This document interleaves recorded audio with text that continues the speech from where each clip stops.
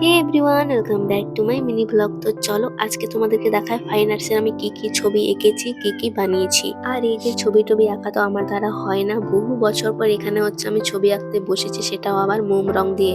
আর এগুলো আমি বহু যুগ মানে ছোটবেলায় কিনে পর এঁকেছিলাম মনে হয়, আমার ভালো করে মনেও নেই। আর এই যে দেখে দেখে যতটা পেরেছি এঁকেছি। আর তোমাদেরকে যে রংগুলো দেখালাম ওই রংগুলো হচ্ছে জল রং, যেটা আমি নামও জানতাম না, মানে দেখেছিলাম জাস্ট ওইটুকুই। তো এখন আমি সবকিছুই জানছি আস্তে আস্তে। আর এই যে এখানে অভ্র দিয়ে আমাদেরকে রঙ্গোলি বানাতে বলেছিল, তো ওটাই আমি বানিয়েছি, পুরো বাচ্চাদের মতো হয়েছে, সবকিছু আমি জানি।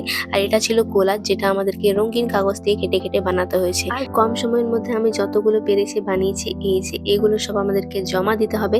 আর মাস্ট আমি একবার রং করেছিলাম, ওই ভিডিওটা মনে হয় পোস্ট করা হয়নি, ভিডিওটা করা আছে, তো ওটা আমি তোমাদের সাথে শেয়ার করব।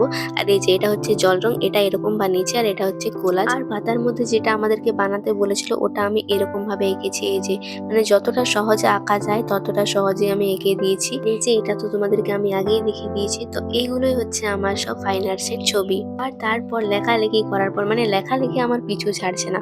তো তারপর আমি আবার বাজার দিকে গেছিলাম, আর এই যে ঘুরে এসছি, এগুলো সব প্রিন্ট আউট করে বের করে নিয়ে এসেছি। আর এগুলো হচ্ছে সব আমি কেটে কেটে রেখেছি। আর আমার সত্যি কথা বলতে এত ক্লান্ত লাগছে, মানে ঠিক করে ঘুমও হচ্ছে না টেনশনে। এই যে এগুলো করছি এখন অনেকটাই খারাপ লাগছে, কিন্তু এগুলো যখন পেরিয়ে যাবে এই দিনগুলোকে খুব মিস করব।